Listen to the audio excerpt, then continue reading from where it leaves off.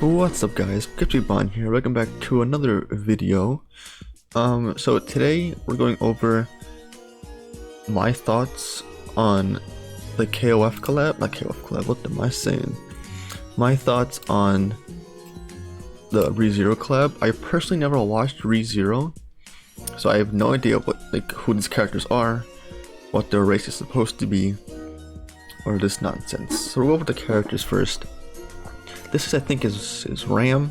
I think their names are all in Korean, but their moves are all in English because they translated them. All of them are considered unknown, which again, Net Marble is doing this thing again where they aren't buffing or giving the right units, the right characters for support. Merlin doesn't need any more support units. She can just be good by herself, because all these characters, especially Ram, I think her passive is increases unknown race basic stats by 20%. She's free, which is a good thing, so that's good and all, but that's what she does. Now Merlin doesn't need it. She can't use green go through with it, so she has Merlin stun, pretty much. That's what she has.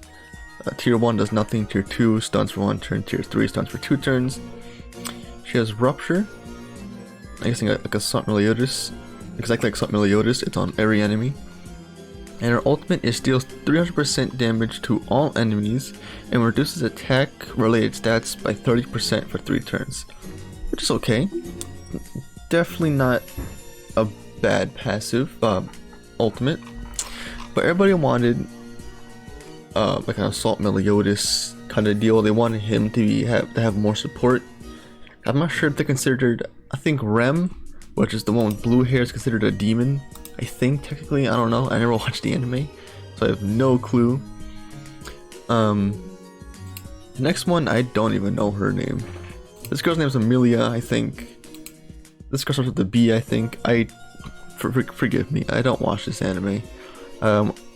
Her passive is increases HP related stats by 5% for each different unknown race ally, and recovers 60% of the hero's recovery rate to unknown race allies whenever a skill is used, applies when participating in the battle. Doesn't work in the back. She has a worse bond attack, green snatch bond. That's only a single target. Has Despair, same as Zeldris, and her ultimate is just, what's her name? Maleskia's ultimate. So overall, it's a pretty doo-doo unit. This one's okay. Her passive is actually really good. When a hero takes damage from the same when the hero? So only her, so not your allies. Okay, that's interesting. When hero takes damage from the same enemy twice or more, I don't know why it says more, remove buffs from all allies and applies frozen to attacking enemy for 2 turns, excluding Annihilate. So this Annihilate is, I think, is it considered Escanor's ultimate? It's considered Death, I think is what it's called. That's a good one. I mean, if it's only to her, it's a pretty trash one, honestly. If it's to if it's to your allies, it's actually really good. But if it's just to her, then that's actually awful. She has Merlin's Freeze. Tier 1 just freezes.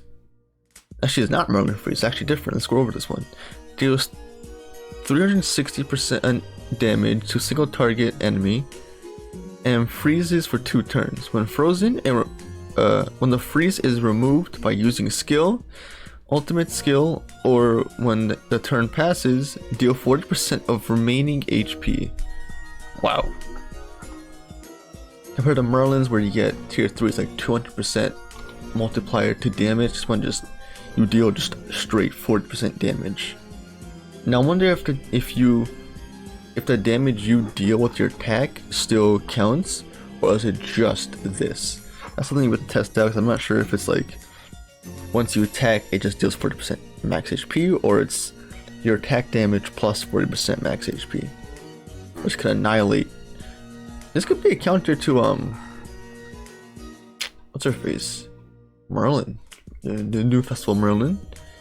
So I'm not sure this will bypass her passive. Deals 180% damage to all enemies and reduces ultimate gauge by 2 turns for two turns. It's pretty much Green Goater's pumpkin bombs. This one has both of the things. This is just Lost Veins ultimate, so nothing much to go over here. Just Lost Veins ultimate. Yeah, it's actually a Lost Veins ultimate. It's actually really good. Yeah, it's actually a really good unit. But now I think the best unit out of these 4 is Rem. Now her passive is why it makes her so good. Increases the hero's attack related stats by 5%, max of 5. For 3 turns, whenever you increase your ultimate gauge by moving a skill, using a skill, or rank up the skills. So that's good. When the hero has 5 ult gauge, recover 30% of max HP. Oh my god. Actually insane. Which makes this even better is that her first card, right here, is Amplify on single target. So it's Swap Meliodas' Amplify card. Without you relying on getting hit, you have to rely on getting ult gauge. So an easy counter to this is she's red. I mean Mon Speed. I think Green Mon Speed and Green Nayari could be a way to stop this. Zeldris could be a way to stop this. So yeah. I wonder if you dissolve if it'll go away. I doubt it though. Her second card is deals 325% damage to all enemies for 2 turns, reduces the enemy's ult damage by 50% as well as blocking their ultimate effects for 2 turns. Oh, blocking the ultimate effect. This remains for 2 turns. Is that Kettle's secret technique and death? And Goddess Liz's shield? Huh. That could be a good counter to a lot of the meta. Whoops. Deals 420 damage to all enemies, ignores resistance. It's considered crush. I think it's called, I don't know what's called in global. So now here we're going on a rant because they made this banner awful.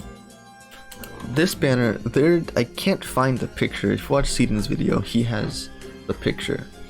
I just can't seem to find it. First of all, the units are, okay at best. They're really bad.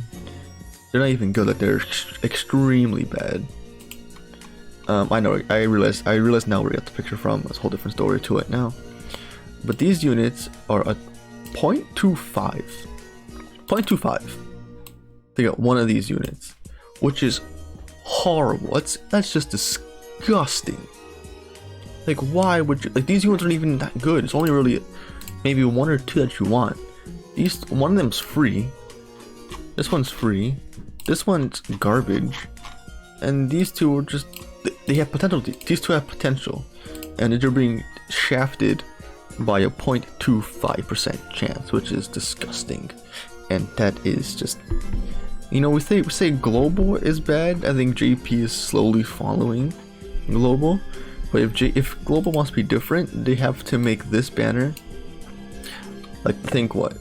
Click on Titan and Slime Collab are 0.5, I think. If global wants to be different and be better than GP, make this banner a 0.5. Easy. Make this banner just a 0.5 banner.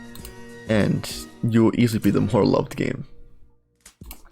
And the last thing that I wanted to talk about is the addition of Super Awakening. 1 level of Super Awakening is added for each level of special move, blah blah blah blah. Same as before, okay. Super Awakening coins can be added, can be consumed. Super coins, okay, blah blah. The time of Super Awakening, the access. So this doesn't really explain anything. We're getting JP's getting Super Awakening 5 either this week or 2 weeks from now, or tomorrow or 2 weeks from now. I think it's gonna upgrade HP related stats or HP stats from the way it looks and how it should be. So it's not a bad thing. I think level 90 is coming soon, so get on that demon grind early on for global, and now we know that's coming. So yeah, let me know what you guys think about the update, the shafting of this banner, and the 4 units. Alright everybody, have a nice day.